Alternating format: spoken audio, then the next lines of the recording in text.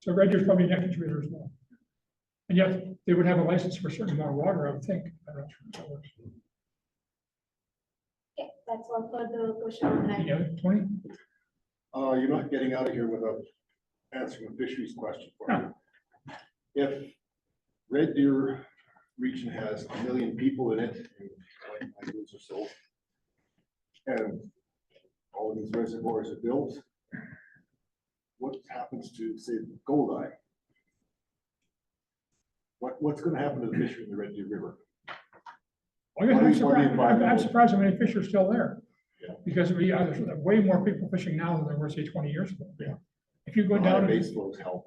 yeah, and so, and Goldeye, there's a really good place to catch Goldeye right where I live. And Well, Wasky Creek used to be a very good place for it too, but that's done. what was the Washington Creek is good enough for a winter too. Historical records of it, right in the mouth. Wow. Oh, We called it Bulk Valley Garden at the time. yeah. As kids, we were advised we could only eat 2 goldeye a week because of mercury. Mercury. Oh, really? Yeah. But I'm talking I wasn't a migratory fisherman, fish but- that Goldeye. Yeah. What's gonna happen to them? Well, if you haven't got, if you have a reservoir dam, they can't go up to that, they don't go past the dam. We don't have fish ladders here. I mean, I've done quite a bit of work on fish ladders as well, but they're usually smaller fish ladders, like 10 feet or so of rise, they're not 30 or 40 feet. So you really, if you put a dam in, there's no more migration from below the dam to above the dam. There's a price to everything. That's right. But you might expect to be more goldeye for a dam in downstream, because the goldeye would then go down to the dam in the wintertime and come back up in the summertime to help the rivers. And suppose the mountain whitefish would be the same, I'm not sure. The dam proposed at Ardley, are there some specific features that it should go there? Are there some specific needs for it to go there? Why not move it downstream? I think a lot of it has to do with where the demand is and what the geography, the sort of the geography of the area. Because you want to have a big reservoir, highest walls on the side and so on. My guess is the one downstream of Red Deer would be for irrigating southern Alberta. Why Or That's just a fracking. guess. I have no idea what's. Anything else? Okay, I have one question online. Please explain again how Red Deer can return more water than it takes. Well, it's called the rooftop effect. I think Red Deer already does return more water than it takes.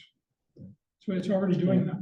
They want to know, how does that happen? Well, the way because the way it happens you've is got- hard surfaces, roofs on buildings, sidewalks, roads that are Pavement, hard.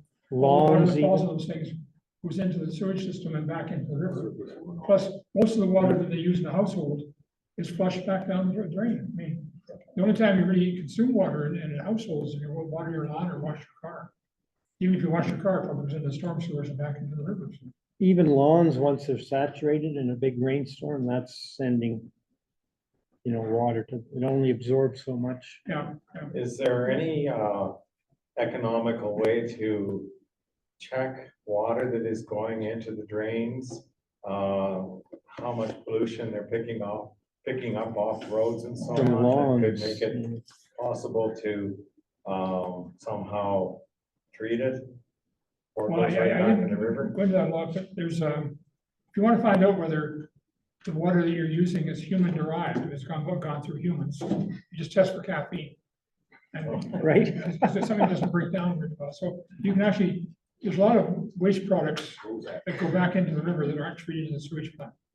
And that's birth control pills, for example, the metabolic products from them can have feminizing effects on fish and that kind of thing. Now, it's not bad here because we don't have a lot of upstream users that are sending these products into the river. But if you were on the Hudson River downstream near New York, that water could have gone through 3 or 4 people. Use, recycled, used, recycled. My brother-in-law lives in Melbourne, and a lot of people there have gray water, not gray water, but their shower. Yeah, gray water and regular They have water. a reservoir underneath their driveway. Yeah. And they use that, so they catch what little rain they get and use that and save the really pure water to drink, which comes from Yeah. the water treatment plant. That requires, I think, some zoning or building regulations, so there must be some, it must be some guidelines that we have, are there any jurisdictions, say in our drier climates, that have thought about that or put those regulations and say, if you want to do that, this is what you have to do, or is that, we're too far away from that yet? Lots of people talk about that. I hear lots of talk about it. I don't know anybody that's done it. It's obviously a reasonable thing to do if you're hard up for water. If I were looking for someplace that might do that, I'd look in California, in the valley, because I think they have some really big problems down there with water supply for domestic use. And I have not heard anything here about that. I mean, it's, but it is a way of saving, recycling water. On the other hand, if you're taking the water and you're treating it and putting it all back in the river, you're not, it's not a shortage of water yet. Just, they have to capture their rainwater, because they don't have a lot of it. And my guess is they pay a lot for their water treatment, because it's got to come from someplace along the way. One of the things I find interesting about water is that we buy bottled water at the store and we think, well, this is really good. I'm buying bottled water. Bottled water is not regulated in Canada. There's no regulations. So if you say it's spring fed, all that you're saying is I got it from the spring. Doesn't say there's any disease in it or anything. One of the ways you can test maybe bottled water is put it in the windowsill for 2 weeks. If algae start growing, maybe it's not.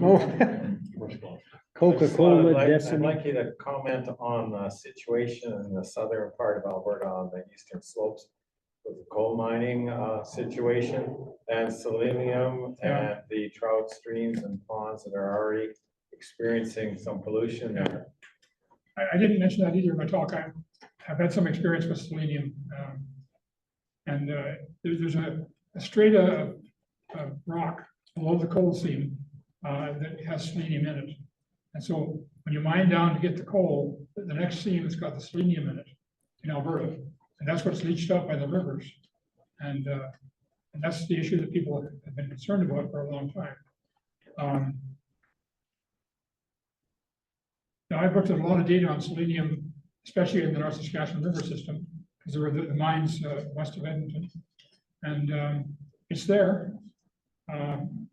You can't, I've not seen any data that show negative effects, but it's something you have to worry Elk about. Valley, Sorry? what about the Elk Valley? Well, again, I know in the Elk Valley, it's the same thing. There's lots of selenium there. And I don't know what the effects are on the fish, do you know? Malformed. Or in Gills malformed, are all okay. malformed. Missing gill plates. Okay, well, that's a symptom of selenium poisoning, then, yeah, for sure. What about the effect of selenium on irrigation water? Like, southern Alberta, they irrigate like crazy. If there is a reasonably high level and they're putting that on their fields or feeding it to their intensive livestock operations. Oh, well, it's something very interesting about selenium, I should tell you about. You can have too much and you can have too little. So if you have too much, you get vine staggers, and if you have not enough, you get white mussel disease. So my land is not good land for farming, it's for pasture and cattle. So when I go to buy salt for the cattle, I buy salt that has selenium. Our soil is deficient in selenium. It's also deficient in iodine. So in the old days, 100 years ago or more, people had goiter because they didn't have any iodine in their diet. Here, that's right. Yeah, right. And question just posed about Red Deer, if it's attempted to do a water reuse. There was a pilot project about 20 years ago right here at the college to reuse water for, this case was simply to accumulate water and use it for toilets. Okay, yeah. And that was the extent of the project, just a Yeah. pilot project. Yeah, well, I think if people are, it's pretty clear you can do that. That's a good thing to do. But I'm not sure how many people do it at the moment. Sure. I think rain barrels are a good idea. I mean, and I would argue if you want to water your lawn, you should have rain barrel every corner of your house and use that water to water your lawn. But, and you're a strong advocate for rain barrels here in Red Deer. Anyways, we'll maybe cut it off there. Thank you, Bill. Oh, thank you very much. Council Canadians.